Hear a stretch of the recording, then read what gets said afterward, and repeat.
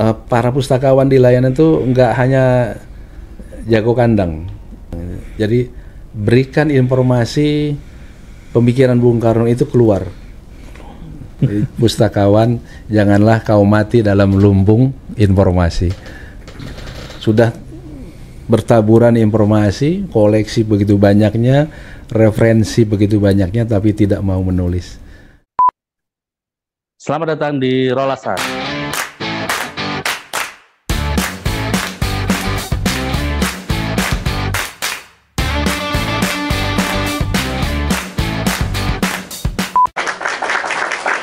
Selamat datang di Rolasan.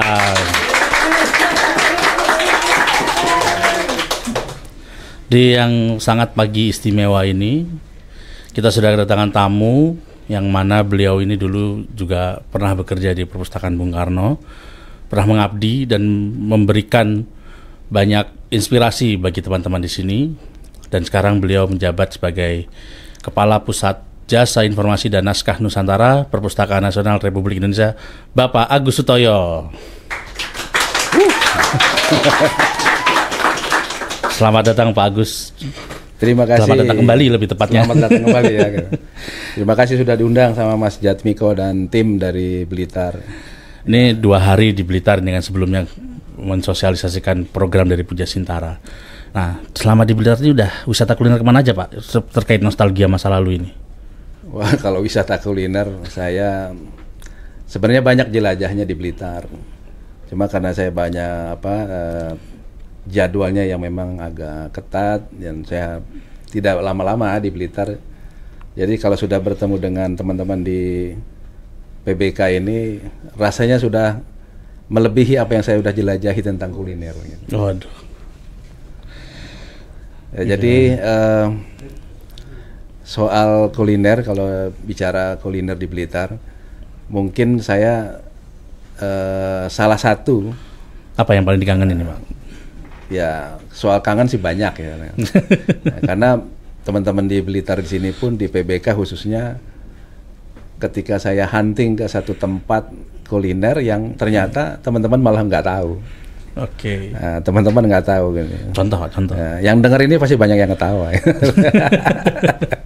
Yang melihat ini ya. Jadi ada tempat-tempat yang memang tidak dijelajahi ya. Oke. Kalau saya itu memang pencinta kuliner, jadi kemanapun itu saya kejar gitu, saya cari bahkan lokasi-lokasi yang tidak pernah disentuh gitu.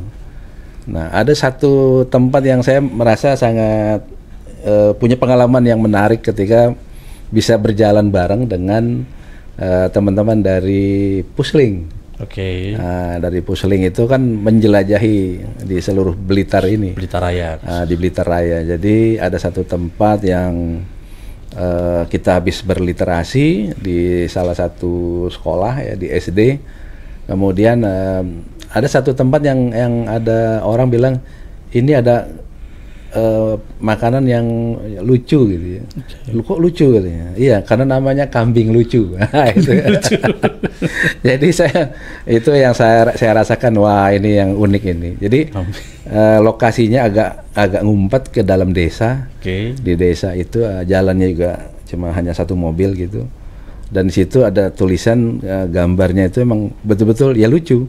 Karena jualnya sate dan sop kambing lucu. Jadi yang saya jadi ingat selalu, ini kambing lucu ini jadi sesuatu yang pengalaman yang menurut saya sangat berharga gitu ya. Tapi bukan soal kulinernya sih sebenarnya, saya menjelajahi itu karena pengen tahu aja begitu luasnya jangkauan dari Perpus Bung Karno pada saat itu. Okay. Jadi ketika kita berliterasi, kemudian kita sampai di satu lokasi yang ternyata dinas perpustakaan yang terkait misalnya di Kabupaten Blitar yang punya wilayah, perpustakaan kelilingnya belum sampai ke lokasi itu. Padahal menjadi kewenangannya Dinas Perpustakaan di kabupaten. Ya, mohon maaf saya sebutkan seperti itu karena memang biar sama-sama kita mensupport ya. Kita mensupport, memotivasi teman-teman yang di kabupaten maupun yang di kota. Jadi titik-titik wilayah yang menjadi sasaran mobil perpustakaan keliling itu ya tolong juga sampailah ke daerah-daerah yang memang mungkin tidak pernah dijangkau atau belum dijangkau. Nah, dengan hadirnya perpustakaan Bung Karno melalui mobil perpustakaan keliling menjawab kekurangan dari dinas perpustakaan kabupaten yang memang atau kota yang memang menjadi tanggung jawab di pelaksanaan di perpus di kabupaten itu. Nah, itu salah satunya. Jadi ternyata di lokasi itu kalau kambing lucu itu kan cuma satu ini aja, improvisasinya aja gitu. Oh, okay. Nah, tujuannya itu ada di sana, ada SD yang memang tidak disentuh oleh dinas perpustakaan kabupaten. Sangat menarik ya pengalaman beliau waktu itu. Sekalian sedikit nostalgia waktu berada di Perpus Bung Karno. Nah ini Pak Agus Toyo ini kan salah satu ya cukup senior lah di Perpustakaan Nasional Republik Indonesia. Kira-kira masuk tahun berapa? Kalau hari ini persis saya 30 tahun lah. 30 tahun. Sudah 30 tahun. Pasti kan nggak Pak dulu pas awal-awal masuk Perpusnas itu apa sih yang memotivasi Bapak akhirnya menjadi pegawai di Perpustakaan Nasional RI? Nah, kalau bicara atau titik di mana Bapak akhirnya merasa saya harus berkarya di sini. Iya. Gini, ini sangat menarik Mas Jatmiko. Ini saya senang pertanyaan seperti ini bisa menjawab yang berkaitan dengan motivasi buat teman-teman para adik-adik kita ya yang baru bergabung di Perpustakaan Nasional. Sejarah itu memang mencatat ya. Paling tidak untuk diri kita sendiri dengan pribadi kita bahwa perjuangan kita itu tidak mudah. Awalnya itu saya sebenarnya jurnalis. Saya jurnalis dan saya sudah lama bekerja sejak saya masih kuliah. Itu sekitar tahun 88 saya udah masuk menjadi editornya. Mungkin teman-teman juga pernah dengar ya, terutama yang senior ini bahwa dulu ada seorang tokoh herbalis dunia ya, bukan Indonesia tapi dunia, Profesor H.M. Hembing Wijaya Kusuma. Nah, itu juga salah satu bukunya yang saya tulis. Di sini ada bukunya, ada di sini. Menjadi buku, udah masuk buku referen karena sudah dari tahun 2000-an ya. Gitu. Nah, itu salah satu tokoh sekaliber Profesor Hembing itu saya pernah bukan pernah tapi saya 12 tahun bekerja dengan beliau. Saya sebagai editor, saya juga sebagai jurnalis yang sebelumnya saya bergabung di Harian Merdeka. Harian Merdeka yang sekarang itu pecah menjadi Rakyat Merdeka. Nah, dari situ saya sebenarnya sering mewawancarai Kepala Perpustakaan Nasional dulu ya, Ibu Mastini, terus tokoh-tokoh perpustakaan nasional itu dulu sangat legend lah. Karena tokoh-tokoh perpustakaan itu adalah tokoh yang memang menjadi panutan para pustakawan di Indonesia. Nah, salah satunya itu ada namanya Bapak Dr. Sukarman Kertosodono. Beliau itu adalah sekretaris Perpustakaan Nasional. Kalau sekarang itu kan sekretaris utama ya. Nah, dulu sekretaris Perpustakaan Nasional itu Bapak Dr. Sukarman. Jadi saya pada saat sering melakukan wawancara, terus ada pokoknya saya kalau lagi ada butuh informasi terkait dengan pendidikan, karena saya punya saya di rubrik pendidikan dan kebudayaan pada saat itu.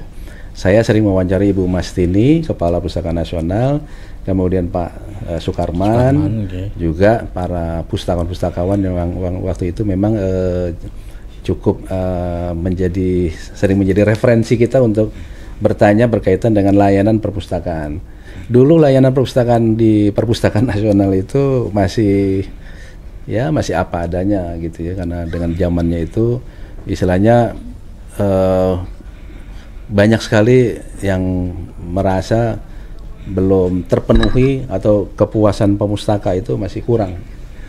Nah, di sana saya mengungkapkan beberapa hal terkait dengan kritikan-kritikan para pemustaka yang dulu kan Kalau kritikan itu adanya di surat pembaca. Oke. Belum ada online ya, jadi surat pembaca.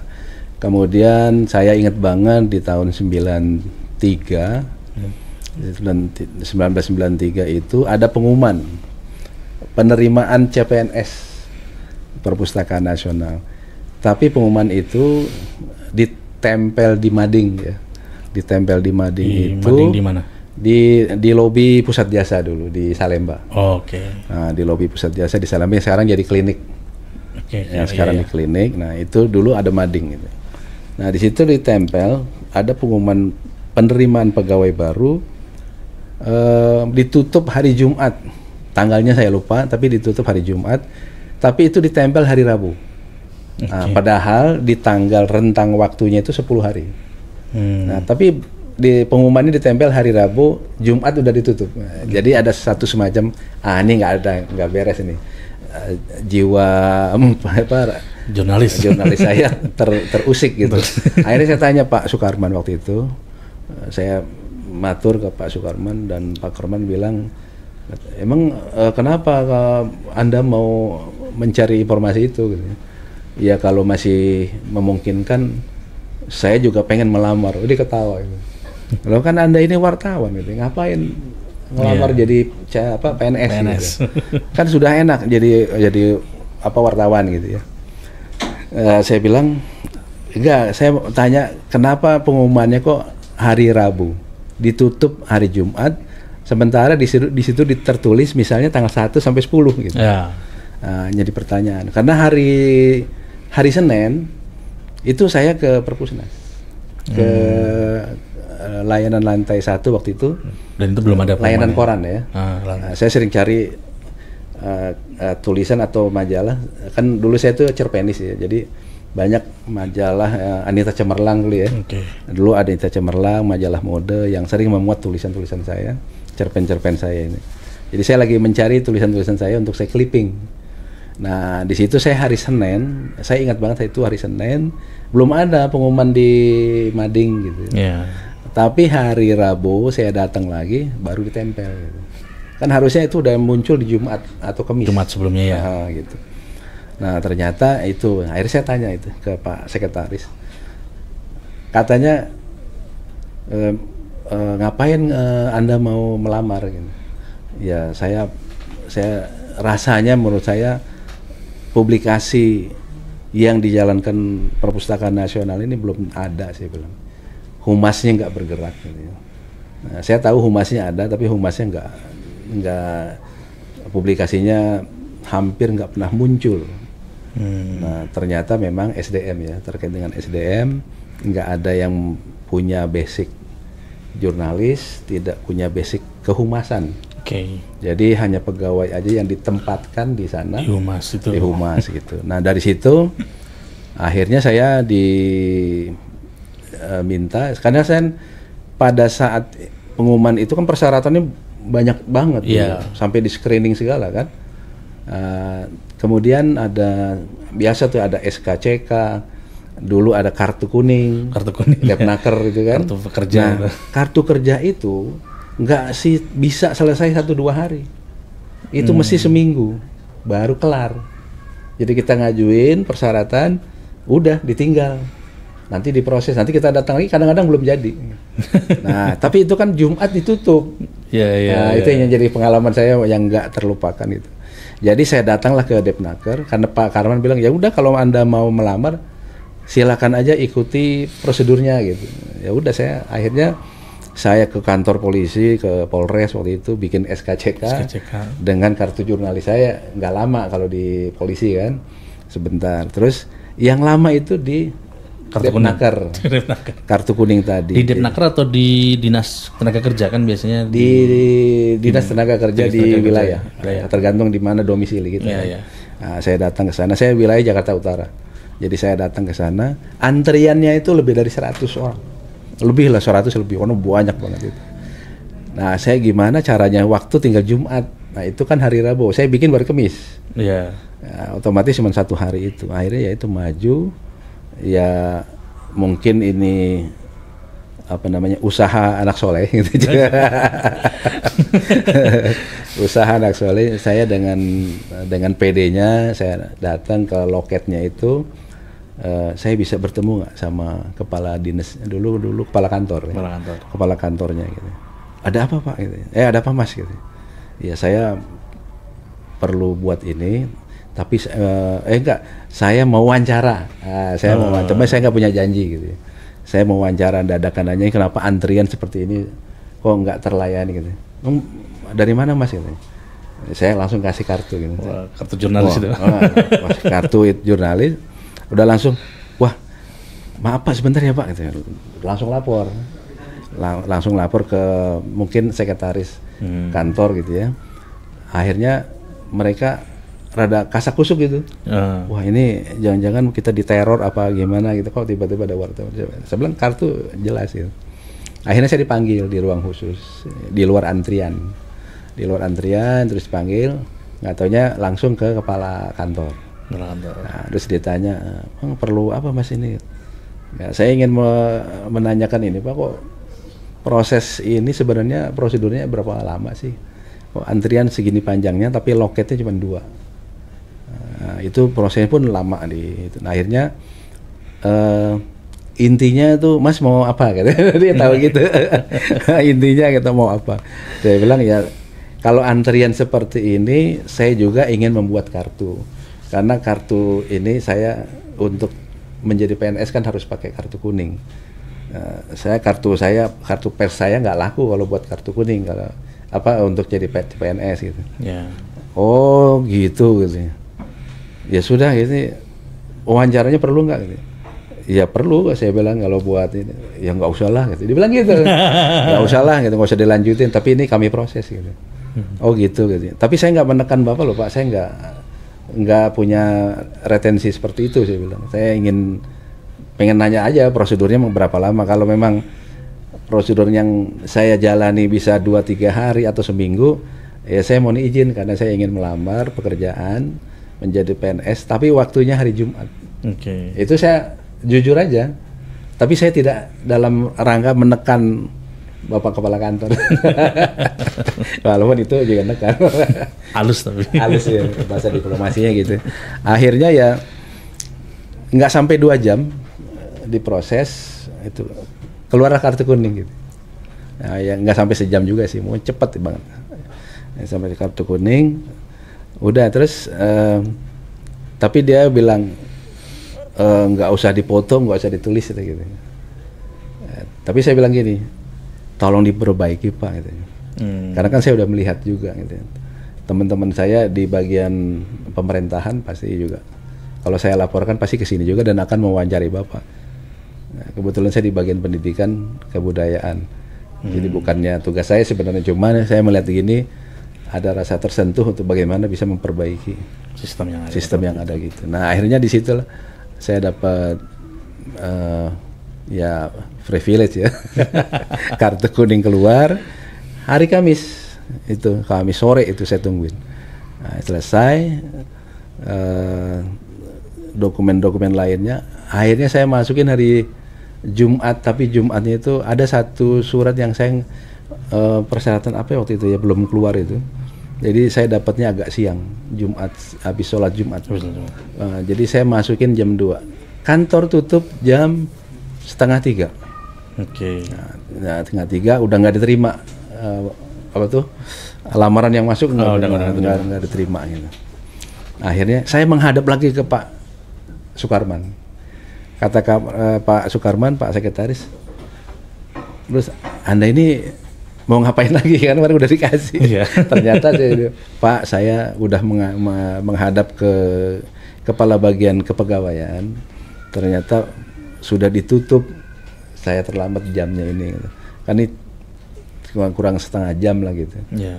Terus akhirnya dikeluarin memo, tolong tulisan itu tolong dibantu diselesaikan gitu. Nah, kepada kabak kepegawaian. Akhirnya saya bawa surat itu langsung ke Pak, dulu ada nama kabak kepegawaiannya Pak Hartono, kenal itu, almarhum Pak Suharno Sutanto namanya. Nah, beliau menanyakan itu langsung Anda ini kan wartawan kok. Nah itu pertanyaan yang sama gitu dari Pak Sukarman menjadi ke Pak Kabak Kepegawaian. Akhirnya udah diproses, udah mengalir itu, saya ikut tes, ikut CPNS, ya. Sampai di screening ya, sampai di screening, dan ya itu perjalanan yang sangat mengesankan sampai saya di screening. Dulu zamannya dulu screening ya. Saya berafiliasi PKI atau tidak, keturunan siapa, itu ditelusur gitu semuanya. Detail.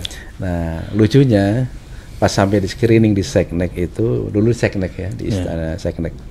Nah, di Seknek pas saya diwawancara sama Biro Personil Seknek, karena dulu Perpusnas itu di bawah Seknek. Sempat di bawah kendali koordinasinya Seknek. Pertanyaannya itu setelah dia ngelihat dokumen saya, salah satu yang menanyakan saya itu, pas saya dilihat, kok rumahnya di kompleks Seknek, saya rumahnya di kompleks Seknek. Nah ternyata pas saya bilang kompleks Seknek, terus dilihat nama orang tua, pas nama orang tua dulu, bapaknya siapa namanya ini? Gitu. Saya bilang bapak saya Suhairi Haji Abbas. Orang itu langsung bilang apa? Dia bilang ini guru saya.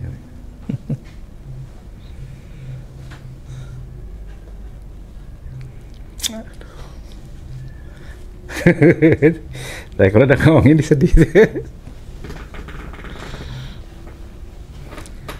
Jadi sebenarnya yang wawancarai saya itu seorang kolonel ya, kolonel SUS Angkatan Udara, beliau Biro Personil. Ternyata beliau ini ngaji sama bapak saya.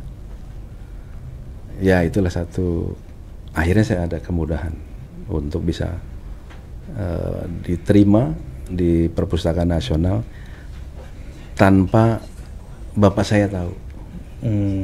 Tanpa bapak saya tahu prosesnya, saya nggak cerita. Padahal kalau istilahnya zaman dulu ya, di tahun itu siapa yang merekomendasikan pasti lolos saat itu. Bapak saya itu gurunya wakil presiden, ustadznya wakil presiden, guru ngajinya. Dari mulai Pak Adam Malik, Pak yang paling dekat dengan Pak Sudarmono, lebih dekat lagi Pak Trisutrisno. Jadi kalau seandainya saya minta privilege pada saat itu, bisa aja sebenarnya. Kata BLC ya. Dulu kata BLC, mudah sekali. Bahkan saya waktu itu pengennya kerjanya di wakil presiden, di kantor bapak saya. Bapak saya staf wakil presiden. Pengennya saya karena bapak saya begitu dekat, saya kenal banget karena sering diajak ya. Bapak itu akrab sama menteri-menteri gitu. Karena beliau memang yang sering memberikan pengajian, ceramah-ceramah di istana gitu. Jadi sangat mudah kalau misalnya bapak saya mau, dan sempat saya minta kalau bisa masuk ke wakil presiden gitu, di Wapres. Ternyata bapak saya bilang kalau ada kesempatan ya ngelamar aja sendiri gitu. Dimanapun itu gitu. Nah dari situ saya merasakan bahwa saya harus betul-betul mandiri.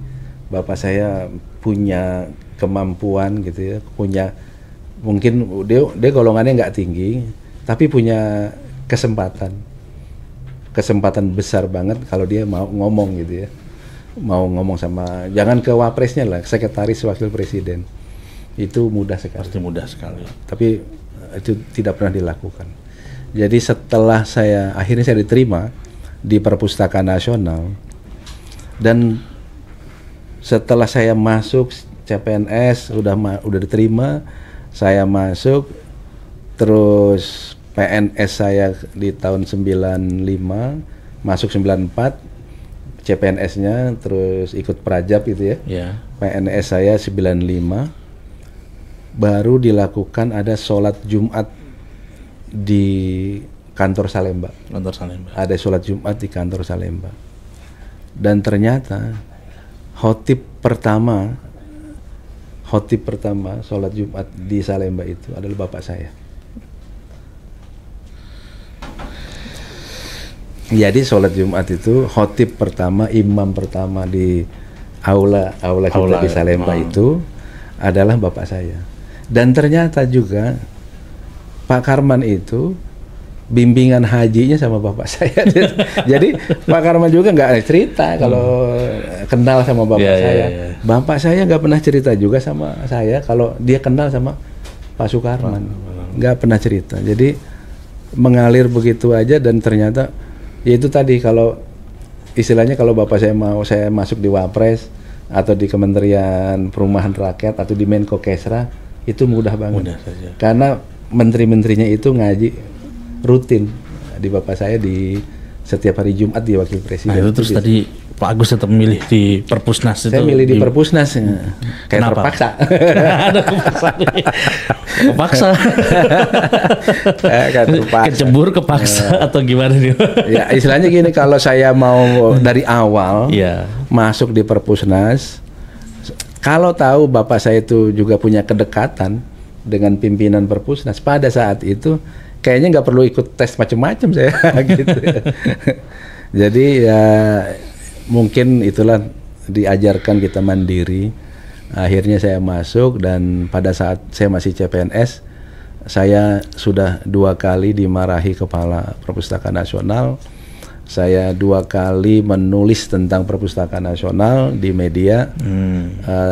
Saya ingat itu yang pertama ulang tahun Perpustakaan Nasional 17 Mei dan 14 September. Hari membaca, hari kunjung perpustakaan. Hari kunjung perpustakaan. Tapi itu belum hari kunjung. Belum jadi hari kunjung. Belum jadi. Karena hari kunjung kan itu kan Presiden 95, 14 September 95. Oke. Nah, pada saat 94 itu di hari ulang tahun saya nulis mengkritisi Perpustakaan Nasional yang seperti mati suri gitu. Itu pas masih CPNS itu Pak? Masih CPNS. Wah, berarti emang kalau mau jadi pejabat dari CPNS sudah nakal ini. Ya, itu dianggap nakal saya. Dan saat itu jangankan pegawai atau apalagi CPNS, pegawai senior saja, jangankan pegawai senior, pejabat ya, pejabatnya saat itu kalau dipanggil sama Kepala Perpustakaan Nasional yang namanya Ibu Mastini, pada takut sekali. Udah ada sesuatu apa nih? Udah ada ketar-ketir gitu ya. Nah, saya justru malah dimarahinnya bukan sama Bu Mastini tapi sama asisten Aspri. Sama Asprinya. Kalau sekarang tuh sekretariatnya Pak Kepala itu ya. Itu saya dimarahin sama itu karena dulu sekretariatnya Ibu Kepala Perpustakaan Nasional lebih galak dari Ibu Kepala sendiri. Ibu Kepala sendiri gitu. Biasanya dulu gitu, Pak. Iya, saya dimarahinnya habis-habisan lah itu. Kalau ini bikin tulisan judulnya kok begini, anak baru masuk aja nggak tahu dapurnya. Padahal dia tahu saya sering wawancarain Bu Mastini, Pak Sekretaris gitu. Ya dari situlah pengalaman-pengalaman saya, dan ternyata galaknya Ibu Mastini itu menurut saya lebih galak sekretarisnya gitu, lebih Asprinya ya, lebih galak gitu. Ternyata setelah Bu Mastini baca tulisan saya waktu itu di koran saya sendiri di Harian Merdeka, dia bilang, oh judulnya doang loh kayak gini, isinya tuh justru isinya bagus gitu. Iya Bu, karena itulah pancingannya jurnalistik. Kalau judulnya nggak menarik, nggak mengikat pembacanya. Ya, kalau sekarang clickbait ya Pak. Ya semacam itu. Jadi harus ngikat lah gitu. Nah dari situlah saya rasanya anak baru yang cukup dikenal gitu ya. Anak baru yang cukup dikenal di angkatan saya karena kenakalan saya tadi. Nah, dari situ. Apa itu strategi Pak? Biar dikenal. Sebenarnya saya nggak berpikiran gitu, cuma kan jiwa itu untuk menulis, karena begini, Perpustakaan Nasional benar nggak ada publikasinya. Nggak ada publikasi. Pada saat itu nggak ada publikasi, kurang banget. Kecuali hari-hari tertentu ngundang wartawan tuh, wah susah banget itu. Susah banget. Hanya bisa untuk wawancarai dari TVRI.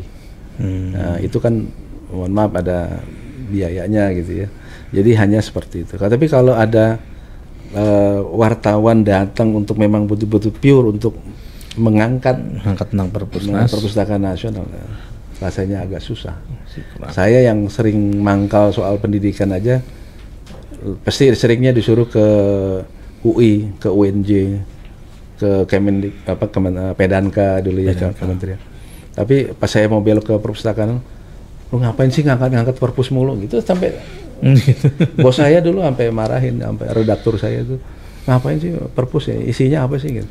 Nah itu saya jelasin tuh, saya belum pegawai waktu itu udah saya ikut mempromosikan perpustakaan. Nah setelah saya masuk kecemplung ke perpustakaan nasional, itu berita banyak, mulai saya angkat. Nah tahun 95, nah ini sejarah juga, jadi tolong dicatat sejarah teman-teman di Humas Perpustakaan Nasional itu akan mencatat itu. Jadi pertama kali saya buat warta Perpusnas yang sampai sekarang masih eksis ya, warta Perpusnas. Itu saya buat 95 dengan mengajukan ISSN-nya ke PDI LIPI waktu itu. Itu udah saya, timnya nggak banyak, bahkan bukan nggak banyak, nggak ada, karena saya nulis sendiri, melayout sendiri, sampai mencetak baru dikirim ke penerbitan. Jadi yang bantuin ngetik itu cuma berapa ya, 2 orang kali ya. Keterbatasan tempat, mesin. Kita punya komputernya cuma 2 waktu itu. Jadi ya itu zaman-zamannya penuh keterbatasan, tapi sudah melahirkan majalah warta. Jadi majalah warta sejarahnya itu kita buat di tahun 95 ya, sampai sekarang. Nah, itu dari penerbitan yang pertama dari Humas. Nah, itulah awal-awalnya. Kemudian jadi saya berkarir, sebenarnya itu saya persingkat juga, karena sebenarnya saya masuk pas CPNS itu di layanan. Nah, jadi awal masuknya saya di Perpusnas, masuknya di layanan. Ya Puja Sintara itu. Belum masuk ke Humas. Iya, dulu namanya Pusat Jasa. Nah, jadi saya masuk di layanan, saya di bagian koran, di bagian sirkulasi majalah dan koran. Nah, itu tahun 95 baru saya dipindah ke Humas. Nah, 95 dipindah ke Humas karena pada saat itu juga Bu Mastini, Kepala Perpustakaan Nasional, menganggap bahwa kok di layanan ini penempatannya salah. Jadi Bu Mastini malah waktu itu belum ngeh apa gimana kali ya. Dia pikir saya di Humas. Nah, jadi dia mungkin belum ngontrol apa gimana. Akhirnya baru dipindah tahun 95. Baru dipindah 95 ke Humas. Jadi saya setahun transit di layanan koran dan majalah. Nah, itu perkembangannya. Jadi setelah 95 baru saya pas masuk ke Humas di sekitar bulan Juni atau Juli. Di bulan September saya kan pada saat masuk ke Humas itu juga merangkap semua, ya ikut membantu fotografi, tapi yang lebih utama MC. Nah, saya itu MC terlama di Perpusnas sebenarnya. Sampai saya udah jadi pejabat, ketika acara Gus Dur jadi presiden, itu MC-nya tetap saya. Karena saya satu-satunya pegawai Perpusnas yang punya sertifikat keprotokolan dari istana. Jadi saya punya hak atau diberi hak kalau misalnya ada acara RI 1, RI 2, saya boleh menjadi MC-nya. Nah, jadi ada sertifikatnya gitu. Nah, jadi ketika Kepala Perpustakaan Nasional mau mengundang RI 1, RI 2, ketika rapat-rapat dengan protokol istana, pasti mereka tanya, ada nggak yang alumninya keprotokolan istana gitu ya, yang dari Seknek gitu. Oh ada gitu ya. Ya sudah kalau gitu kita nggak usah ngambil dari istana, atau biasanya kan ngambilnya dari Sekmil ya, dari Sekretaris Militer, itu biasanya TNI dari Uwara, dari Kowal gitu ya. Nah itu karena ada MC yang alumni Seknek ya, jadi saya udah langsung bisa menjadi MC-nya keprotokolan di itu istana, tapi acaranya di Salemba. Jadi ngundang presiden, ngundang waktu itu. Jadi presiden dan wakil presiden itu sudah semua presiden ya, kecuali Bung Karno. Dari mulai Pak Harto udah ke Salemba. Oke. Nah, gitu. Dan saya pernah jadi MC-nya Pak Presiden Soeharto pada saat pencanangan Hari Kunjung Perpustakaan. Di 14 September 95, acaranya di Salemba di depan lobi Pusat Jasa yang sekarang klinik. Klinik itu. Okay. Nah, itu saya MC berdua dengan salah satu penyiar yang dulu sangat legendaris ya, Tengku Malinda. Dari TVRI waktu itu. Saya mendampingi Tengku Malinda dan ya agak ini juga ketar-ketir ya. RI 1 siapa yang berani Pak Harto pada saat itu zaman itu saya dipantek 2 jam berdiri, nggak boleh kemana-mana, berdiri sama ibu itu Tengku Malinda. Nggak bisa kemana-mana, jadi karena sampai presiden meninggalkan lokasi baru saya bisa duduk. Baru bisa duduk. Jadi acara cuma 30 menit, standby-nya 1 jam sebelum pelaksanaan, sampai setelah Pak Harto sama Ibu Tin pergi, baru kita selesai. Merdeka. Baru bisa istirahat. Jadi kaki saya kemeng bukan main, nggak bisa diri, itu sakit banget ini ya, betis kencang ya. Tapi itulah pengalaman yang sangat berharga sampai Presiden SBY. Jadi pengalaman-pengalaman itu Perpustakaan Nasional termasuk berani, termasuk hebat lah, bisa menghadirkan RI 1, RI 2 ke gedung kita. Ya, yang terakhir itu ya kemarin kita Pak Jokowi yang Wapres. Pak Wapres. Acara di Merdeka Selatan itu adalah pengalaman yang dari dulu kita sudah punya semangat itu. Jadi kita udah cukup berhasil menangani pelaksanaan yang dihadiri oleh RI 1, RI 2. Terus Pak Agus ini juga udah megang bukunya nih. Ini kan karya dari Perpus Bung Karno nih, salah satunya yang digawangi oleh Pak Agus. Berarti kan sempat Pak Agus Sutoyo berada di Perpustakaan Bung Karno. Iya. Nah ini kalau sharing pengalaman kan tadi juga sebagian sudah diceritakan nih. Saya mau bertanya yang lebih ke arah nanti sesuai tema buletin kita. Bung Karno dan literasi. Apa pandangan Pak Agus tentang itu?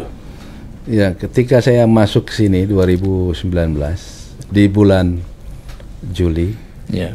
Di bulan Juni masuk 2019, Juni 2019 saya ditugaskan dari Jakarta menjadi kepala bidang layanan di Perpus Bung Karno, dan itu menjadi satu tantangan besar karena kalau orang Jakarta ditempatkan di daerah UPT. Itu ada pertanyaannya satu, ini kerjanya bagus atau ini dibuang gitu ya. Kerjanya bagus, prestasinya bagus di pusat untuk bisa memperbaiki yang ada di daerah di UPT. Dulu juga begitu berlaku untuk nasional, ketika Perpustakaan Nasional Provinsi menjadi bagian dari Perpustakaan Nasional. Nah, setelah otonomi, tidak lagi seperti itu. Nah, yang tersisa itu hanya 2 ya, UPT Bung Karno dan di Bukit Tinggi.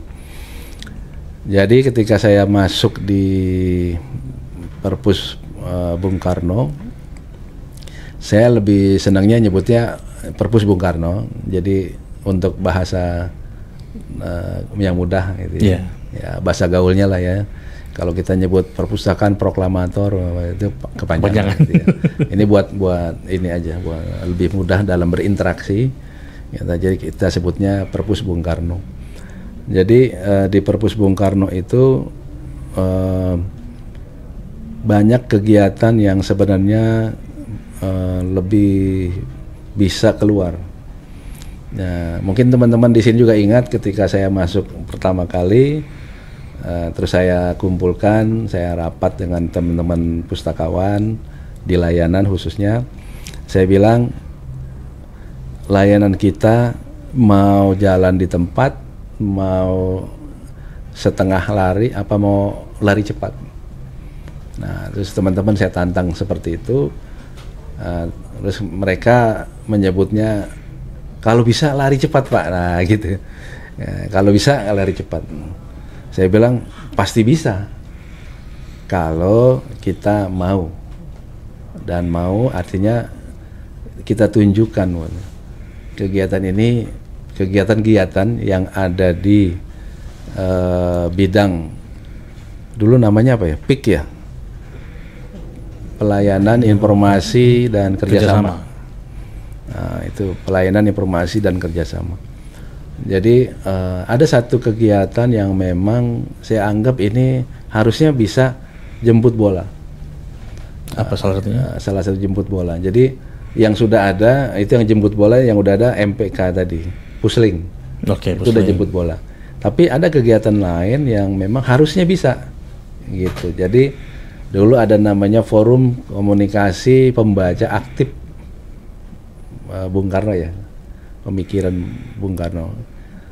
Saya ganti itu kegiatan itu, saya integrasikan dari beberapa kegiatan yang para pustakawan di layanan itu nggak hanya jago kandang. Istilah saya, jangan jago kandang. Jadi berikan informasi pemikiran Bung Karno itu keluar. Jadi jangan hanya di tempat saja. Nah, lalu saya mengusulkan ke kepala UPT pada saat itu untuk kita revisi. Nah, kita revisi dari kegiatan yang ada itu, saya revisi untuk bisa diganti namanya dengan namanya Safari Literasi.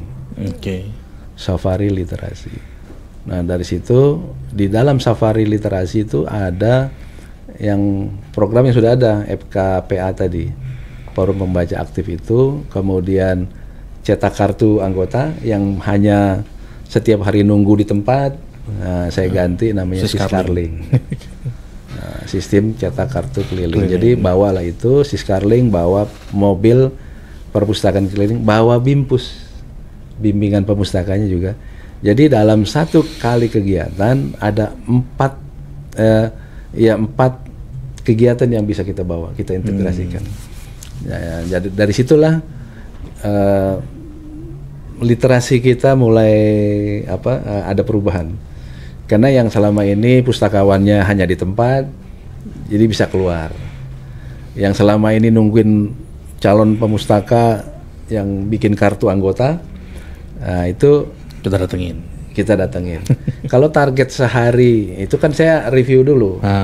Saya review dulu sehari berapa, seminggu berapa, sebulan berapa, setahun berapa. Jadi ternyata target yang ingin dicapai itu cukup rendah kalau kita nungguin.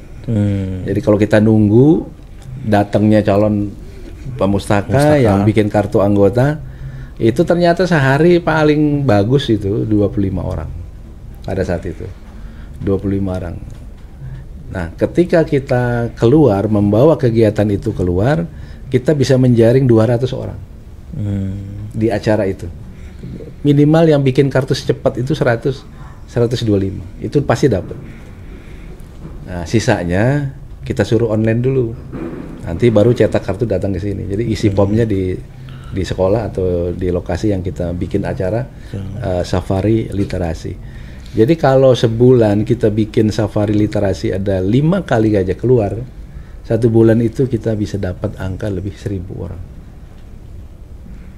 Sementara kalau kita nunggu sehari 25, 50 kalau Sabtu Minggu misalnya gitu, kali seminggu nggak ngejar kita. Jadi cukup, saya kira ini cukup strategis ketika Safari Literasi itu dijalankan. Kemudian tahun berikutnya masih di tahun yang sama waktu itu kita ada kesempatan untuk inklusi sosial. Tapi harus ada usulan ya waktu itu. Nah, usulan itu akhirnya apa sih yang harus kita buat? Nah, saya lagi dulu di sini ada ruangan namanya koleksi khusus ya. Ruang koleksi khusus, di antara rak buku-buku itu ada buku yang tebal setebal 1216 halaman ya. Tebal pokoknya. Nah, tebal ini, seperti itu tebalnya. Ternyata itu buku adalah Mustika Rasa. Oke. Nah, itu Mustika Rasa.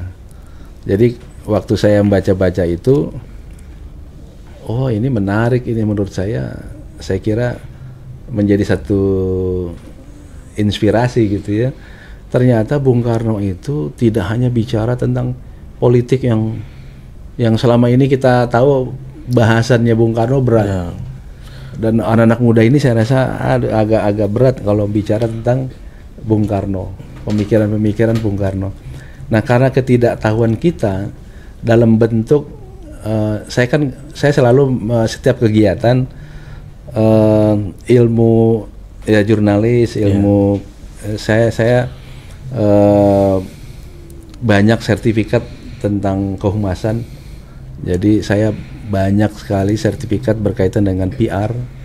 Nah, ilmu ke-PR-annya saya itulah yang saya manfaatkan, saya tularkan ke pekerjaan kita yang selama ini.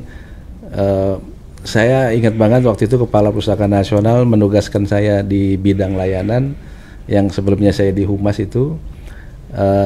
Saya diminta cuma satu, bagaimana bisa menghumaskan layanan. Menghumaskan layanan. Nah, itulah perubahan-perubahan yang cukup besar. Ini sebenarnya saya kronologisnya ke Puja Sintara dulu ya, pusat jasa, baru masuk ke Blitar. Nah, jadi program-program yang di Blitar itu adalah program saya yang diadopsi dari Puja Sintara. Diadopsi dari Puja Sintara. Waktu saya ada di bidang layanan. Yang namanya Expo itu baru satu-satunya. Perpusnas Expo. Itu satu-satunya yang saya buat di tahun 2015. Nah, itu pertama kali Expo 2005. Saya mundur lagi sebelum ke Blitar. 2016 saya buat Expo yang kedua. Itu mulai saya meng-hire teman-teman mitra, sponsor. Jadi APBN kita itu hanya mendukung di tenda, stand gitu ya, di booth-boothnya, tapi tidak mendukung yang lainnya kurang. Jadi bagaimana saya bisa berkolaborasi pada saat itu dengan mitra. Jadi ada salah satu media terbesar ya di Indonesia mendukung ya, karena kita punya hubungan personal yang cukup baik ya, kita berhubungan lama dari Humas dulu. Jadi ketika saya menawarkan program Expo ini langsung disambut baik. Dan saya dapat ya istilahnya dapat sponsor yang tidak menyalahi aturan. Artinya tidak menyalahi prosedur, bahwa itu memang tidak dibiayai APBN. Nah, kalau tidak dibiayai APBN, boleh kita mengajukan sponsor ke pihak mitra. Yang penting tidak ada itu. Jadi biar tidak ada temuan BPK segala macam, itu memang saya hindari banget yang hal-hal kayak gitu agar tidak terjadi kesalahan secara administrasi. Jadi pada saat itu saya bisa mendatangkan artis, mendatangkan selebritis, karena komunikasi yang selama ini sudah terjalin itu ya ilmu di Humas itu saya tularkan ke layanan. Jadi saya ya cukup banyak dibantu oleh teman-teman selebritis gratis, nggak bayar. Saya talk show bisa menghadirkan dulu lagi sampai sekarang masih terkenal sih ya. Mungkin banyak teman-teman tahu ada Wulan Guritno ya. Ada Wulan Guritno, ada Anya Dwinov, ada Olga Lydia, apalagi Rike Diah Pitaloka yang cukup dikenal sampai sekarang ya. Itu teman saya yang bisa, bukan kalau teman saya kayaknya ini banget mitra ya gitu ya. Walaupun memang secara pribadi teman gitu ya, kenal baik ya. Terus ada Sarah Sidul, Cornelia Agatha yang juga pernah membantu di Blitar ya untuk kegiatan. Jadi teman-teman selebritis ini yang dari yang senior-senior sampai yang paling muda pada saat itu ada Maudy Ayunda. Maudy Ayunda itu juga pernah membantu saya di kegiatan roadshow perpustakaan yang kekuatan relasinya kuat Pak Agus. Iya, itu pentingnya kita membina hubungan itu. Human relation itu perlu banget. Nah, orang Perpusnas, orang Perpus Bung Karno itu harus mempunyai kedekatan itu. Komunikasi seperti itu sangat diperlukan. Jadi kalau kita bicara konsep, tidak harus dengan biaya tinggi. Kadang-kadang kita nggak punya konsep tapi udah bicara anggaran. Kelemahannya kita itu adalah bicara anggaran. Anggarannya dulu, konsepnya nggak ada, tapi udah bicara anggaran. Wah itu nanti mahal, nanti ini, nanti begitu. Jadi sebelum kita lakukan sudah underestimate-nya. Jadi sudah berpikiran. Ya. Kenapa? Alam bawah sadar dari diri kita itu udah menyebutkan itu. Itu berat, tidak akan berhasil. Karena alam bawah sadar kita sudah melangkah seperti duluan. Padahal kita belum melangkah secara realisasi. Jadi belum dicoba udah nanti begini, nanti begitu. Nah, tolonglah teman-teman pustakawan yang muda-muda ini janganlah berpikir yang seperti itu ya. Nah, kembali ke tadi itu Pak yang Bung Karno dan literasi itu gimana menurut pandangan Bapak terkait apakah Bung Karno sama literasi ini gimana gitu? Ya. Jadi Bung Karno dan literasi ketika saya mencoba menggali-gali, mengkaji apa sih kegiatan di Bung Karno ini yang bisa kita angkat melalui kegiatan inklusi sosial, lalu keluarlah itu ide untuk membuat pengalaman-pengalaman yang ada di dalam buku Bung Karno terkait dengan kuliner warisan Nusantara itu ya, menu resep masakan Nusantara di dalam buku Mustika Rasa. Sebenarnya ketika saya baca buku itu, ini bumbu dari resep itu hanya bumbu lah gitu, hanya bumbu. Tapi di dalamnya itu pesan yang sangat kuat adalah bagaimana Bung Karno pada saat itu bisa mengangkat soal kekuatan pangan di Indonesia. Dan itu sebagai media diplomasi kan, sebagai media diplomasi, makanya disebut media diplomasi meja makan. Diplomasi meja makannya Bung Karno melalui Mustika Rasa. Nah dari situ saya punya inspirasinya dari situ ya. Kenapa nggak dijadikan ini aja satu kegiatan yang namanya literasi Mustika Rasa. Nah jadi itu sebenarnya kegiatan baru yang memang belum ada di Perpus Bung Karno. Karena inklusi sosial pertama kali dijalankan itu 2018. Waktu saya masih di bidang layanan, dan pertama juga inklusi sosial dijalankan di Merdeka Selatan. Di Perpusnas kita di bidang layanan waktu itu, dan saya dikasih kegiatan di pertengahan bulan Agustus. Langsung kasih kegiatan yang harus selesai di bulan Desember. Waktu itu masih Desember kejarannya, bukan November. Ya, tapi saya laksanakan itu. Ada beberapa kegiatan inklusi sosial yang kita jalankan. Nah, jadi masuk di Blitar, literasi Mustika Rasa itu menjadi satu model dalam inklusi sosial. Satu Mustika Rasa, yang kedua literasi menulis kreatif. Yang outputnya itu cukup jelas, ada 2 buku yang kita lahirkan dari inklusi sosial yang kita jalankan di sini ya, ada 2 buku termasuk yang Mustika Rasa. Mustika Rasa juga ada bukunya dalam bentuk majalah ya, ada majalah Mustika Rasa yang itu menjadi output daripada kegiatan Mustika Rasa. Dan Mustika Rasa ini cukup menjadi inspirasi ya buat wali kota Blitar. Jadi pada saat itu Pak Wali Kota sangat senang sekali ya melihat aktivitas di Perpus Bung Karno ini yang makin menggeliat. Dengan adanya Mustika Rasa malah jadi satu itu tadi inspirasi. Dan di Kota Blitar itu kan ada festival, ya festival Mustika Rasa. Itu jelas-jelas mengadopsi dari Perpus Bung Karno. Jadi kegiatan di Perpus Bung Karno ini cukup menginspirasi buat pemerintah kota. Karena memang yang pertama kita duluan yang menyelenggarakan kegiatan itu. Habis Pak Agus di Perpus Bung Karno 2-3 tahun ya Pak ya, sekitar 3 tahun. Terus kembali ke Puja Sintara. Nah, Bapak menjadi kepala pusatnya di sana. Terus ada program ini apa? Protap Jelita dan Kartu Sakti itu gimana ceritanya Pak? Mungkin bisa cerita sedikit tentang program itu Pak. Kalau Kartu Sakti di Puja Sintara itu dirintis di tahun 2021. 2021. Itu juga Bapak masih di Puja Sintara ya? Saya masih di sini. Oh iya di sini. Saya masih di Bung Karno. Justru yang di Bung Karno itu yang paling monumental adalah Silakan. Silakan itu yang betul-betul diakui oleh Kepala Pustaka Nasional sebagai satu kegiatan yang sangat inovatif dan diakui juga oleh Menpan. Maka dapat penghargaan dari Menpan kan Silakan itu.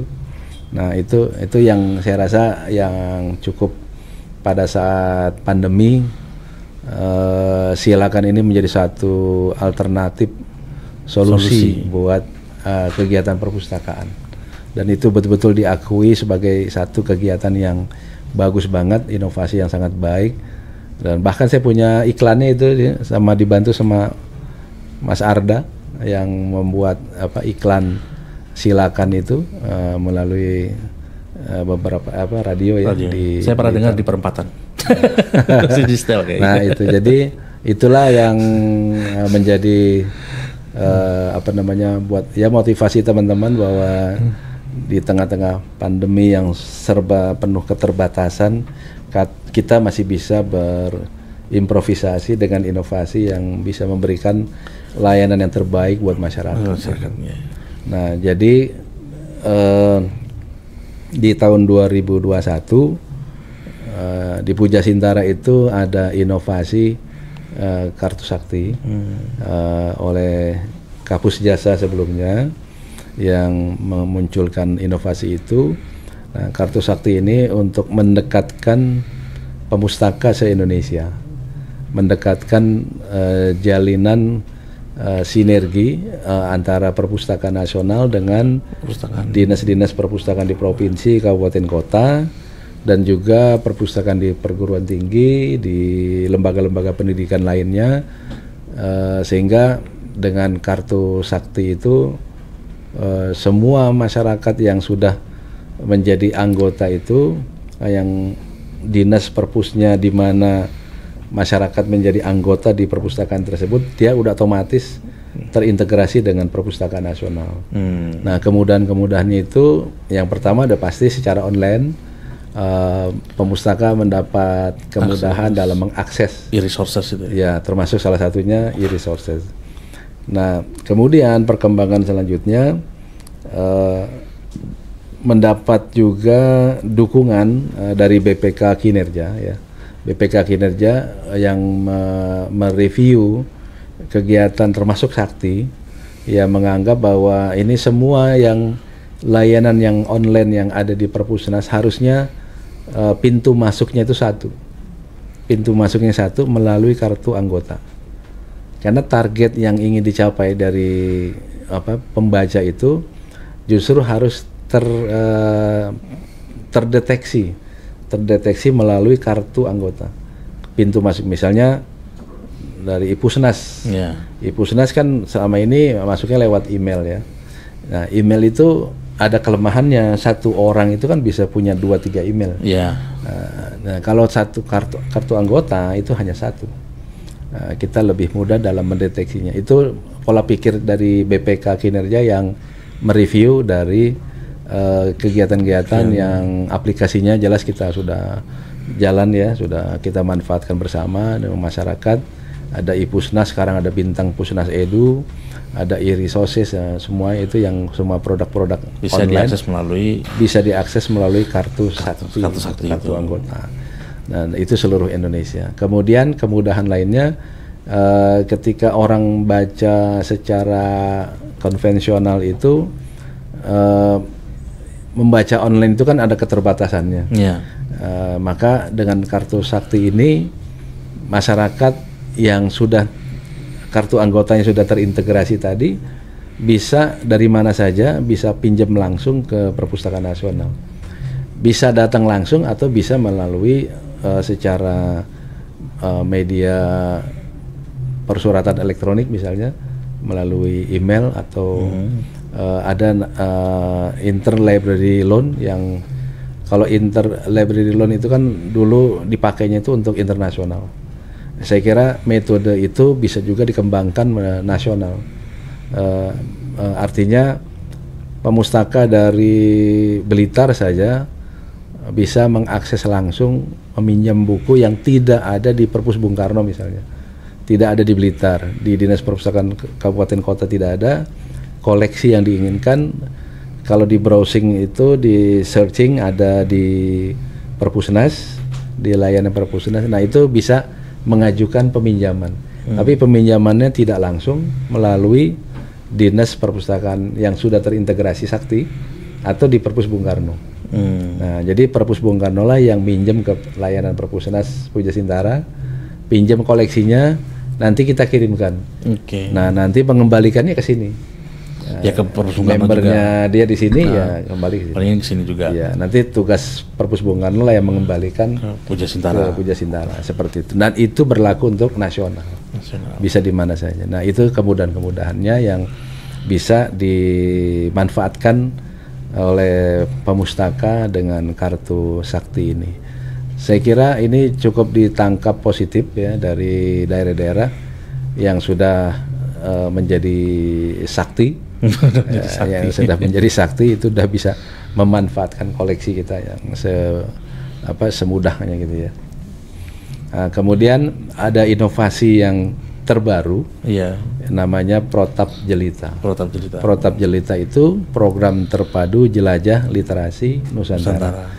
Sebenarnya jelajah literasi juga saya inspirasinya ada di Blitar. Safari tadi. Ya safari dulu saya ada buat kegiatan namanya jelajah literasi bersama Pramuka.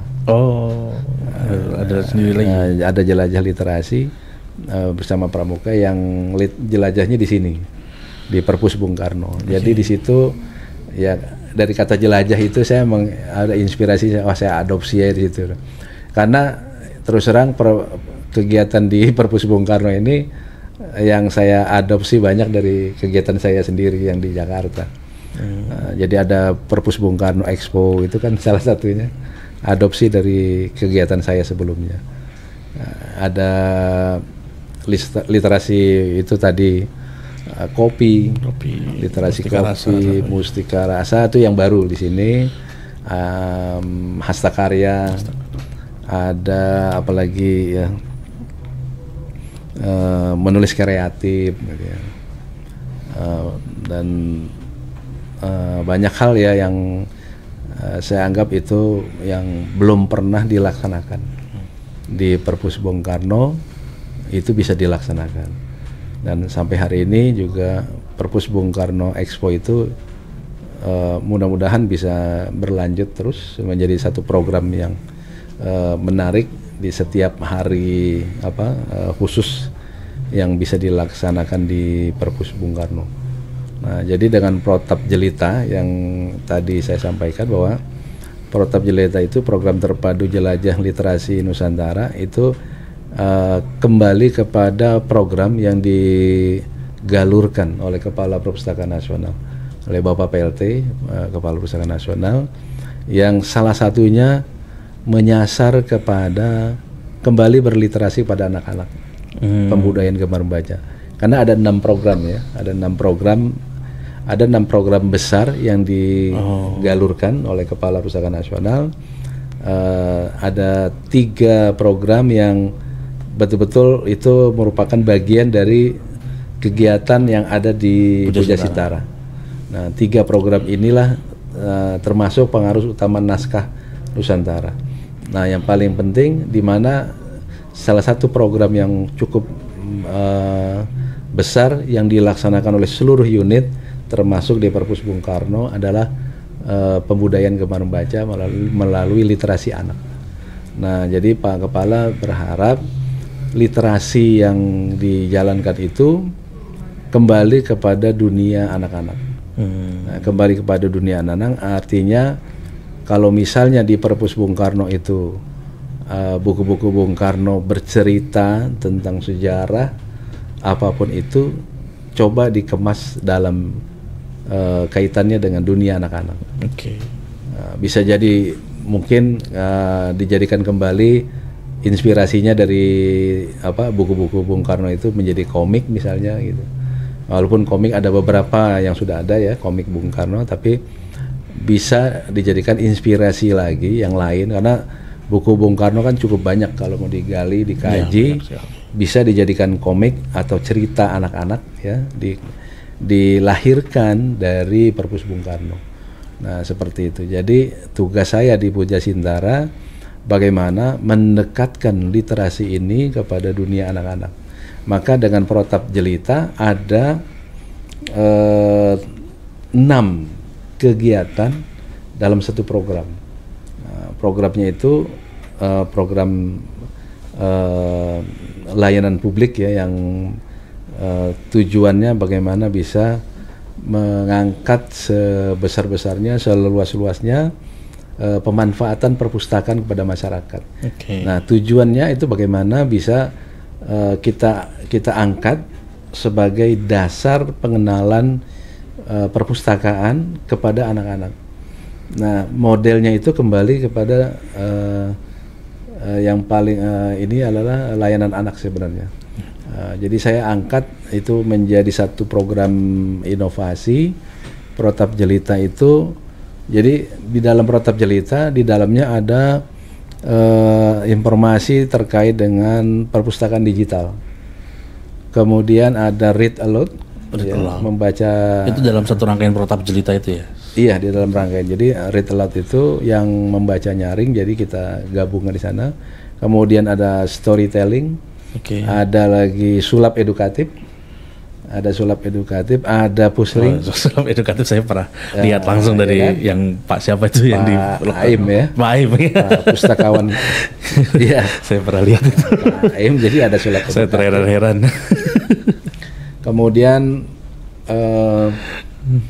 dari 6 program yang digabung, 6 kegiatan yang digabung ini ya cukup menarik karena menanamkan fondasi awal senang membaca itu ya? Buat pembudayaan gemar membaca kepada anak-anak. Jadi sudah kami laksanakan dari 11 lokus, baru 6 sudah kami laksanakan dan saya kira cukup berhasil dan kemarin juga sempat dilaksanakan di sini dalam kapasitas yang terbatas ya di Perpus Bung Karno. Nah, kalau timnya lengkap itu kami ada 14 orang, 14 pustakawan yang masing-masing punya tugas berbeda-beda. Jadi yang membaca nyaring ada misalnya 2 orang, yang sosialisasi perpustakaan digital 2 orang gitu ya.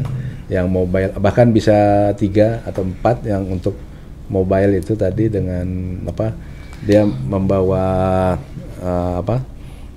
tablet gitu ya. Nanti anak-anak yang berapa orang itu diarahkan dikasih penjelasan-penjelasan yang sangat ringan-ringan saja gitu, tidak yang berat-berat gitu ya. Yang penting mengenalkan dasar bagaimana cara menelusur buku-buku secara online. Itu pustakawan memberikan. Jadi tentu metodenya berbeda-beda tingkatannya. Kalau anak TK, SD seperti apa, SMP, SMA seperti apa. Jadi yang kita tanamkan tadi dari TK ya, TK, SD. Nah dari situ pustakawan harus pandai berkomunikasi sesuai dengan siapa dia dihadapi, audienya. Jadi segmennya itu kan berbeda-beda. Nah kami menanamkan itu sehingga kemudian juga di sini ada kolaborasi dengan dinas perpustakaan yang ada di wilayah pelaksanaan protap jelita.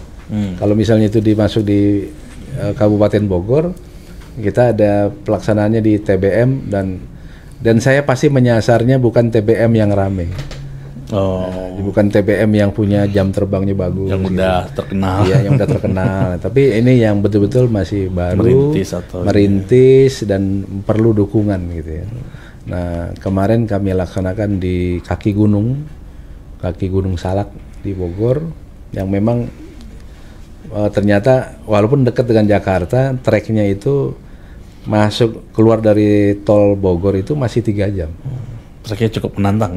Cukup menantang dan itu nanjak terus ya, sampai betul-betul di kaki gunung. Dan sampai di sana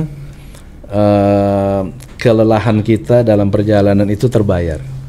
Terbayar dari lingkungannya, terbayar dari antusias warganya yang saya kira wah luar biasa.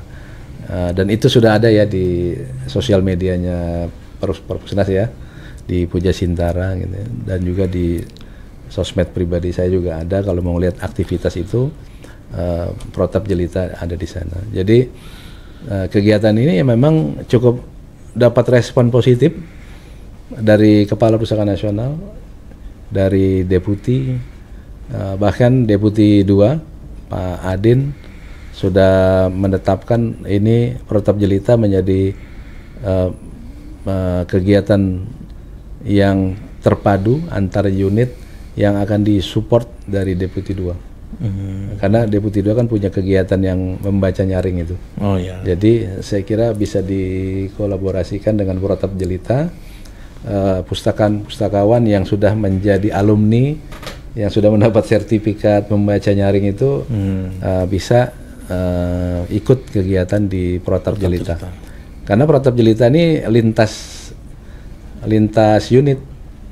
Jadi bukan hanya pustakawan Puja Sintara. Berarti timnya nggak cuma dari pustakawan Puja Sintara. Jadi yang sudah lulus di membaca nyaring, yang sudah punya sertifikat itu bisa bergabung dan kami sewaktu-waktu bisa manggil. Nah, kalau misalnya nanti kan itu kapan pelatihannya lagi Pak? Ya. Membaca nyaring nih, menarik ya. Itu kegiatannya untuk yang nasional kan tahun depan. Sudah kami usulkan ada beberapa provinsi yang bisa kita laksanakan. Kalau misalnya di Jawa Timur nanti ya kita berarti juga nggak cuma di Perpusnas tapi juga perpustakaan daerah juga bisa memang terlibat ya? Program ini jemput bola, bukan di dapur ya. Bukan di dalam lingkungan kita, tapi kita keluar, kita berkolaborasi dengan dinas perpustakaan provinsi atau kabupaten kota. Jadi kegiatan ini betul-betul ke lapangan, betul-betul di masyarakat, karena selain di dinas pendidikan, dinas perpustakaan, dinas pendidikan, juga di TBM. Kita langsung menyasar kepada masyarakat secara langsung. Oke, Pak Agus. Nih karena waktunya sudah cukup lama kita berbincang-bincang nih. Nggak sadar 1 jam ya. Ini ada satu pertanyaan terakhir sebenarnya. Kalau biasanya pertanyaan terakhir itu kan pesan-pesan untuk generasi muda kan Pak. Nah ini generasi mudanya agak lebih spesifik. Pesan Pak Agus untuk pegawai muda Perpusnas RI khususnya, dan juga calon pegawai yang mau masuk ke Perpusnas RI. Apa pesan-pesan dari Pak Agus nih? Waduh. Ya kalau buat pegawai yang sudah masuk menjadi bagian dari Perpustakaan Nasional, saya kira selama kita sudah ditetapkan sebagai pegawai Perpustakaan Nasional, curahkanlah 100, 1000 atau 1.000.000% kemampuan kita, inspirasi kita untuk keberlanjutan dari Perpustakaan Nasional ini. Apapun yang bisa kita sumbangkan melalui pemikiran kita, itu sumbangkan, lakukan, laksanakan. Yang mampu menulis, tulislah. Jangan pernah ada kata saya belum ada mood. Nah, ini saya sudah sering banget ke teman-teman pustakawan, termasuk yang merasa siapapun itu pustakawan, janganlah kau mati dalam lumbung informasi. Jadi jangan sudah bertaburan informasi, koleksi begitu banyaknya, referensi begitu banyaknya, tapi tidak mau menulis. Dan saya selalu mengingatkan buat diri saya dan juga di bawah kendali saya di Puja Sintara. Mari kita kembangkan terus kemampuan kita untuk menulis, karena menulis itulah yang bisa memberikan informasi yang tidak akan pernah hilang. Karena jejak digital dari menulis itu tidak akan pernah hilang. Salah satu yang tidak pernah hilang adalah ketika saya pernah membuat dengan tim di Perpus Bung Karno ini, Bung Karno dan Bengkulu ya, dengan jejak pemikiran dan kisah cintanya di Bumi Rafflesia. Ini adalah bentuk tulisan yang betul-betul secara langsung saya datang ke lokasinya karena saya wawancari para tokoh-tokoh yang masih ada di sana, dan kemudian dari tim ini mau mulai dari mana Pak, gitu kan? Mulailah dari ketika Anda mau menulis itu, karena kalau dari mana tidak akan pernah ketemu. Jadi ini cukup inspiratif ya, yang bisa ditularkan. Saya sudah banyak memberikan contoh juga di Blitar, dipantau saja di radar itu ya, di radar Jawa Pos. Saya masih aktif menulis kolom di Lentera setiap minggu. Nah, itu masih ada tulisan-tulisan yang semuanya berkaitan dengan dunia literasi yang sedang kita kembangkan. Yang setiap kegiatan apapun di saya, di Pusat Jasa Informasi Perpustakaan dan Pengelolaan Naskah Nusantara itu adalah salah satu kegiatan yang memang banyak yang inspirasinya itu dari sumber referensi yang kita miliki sendiri.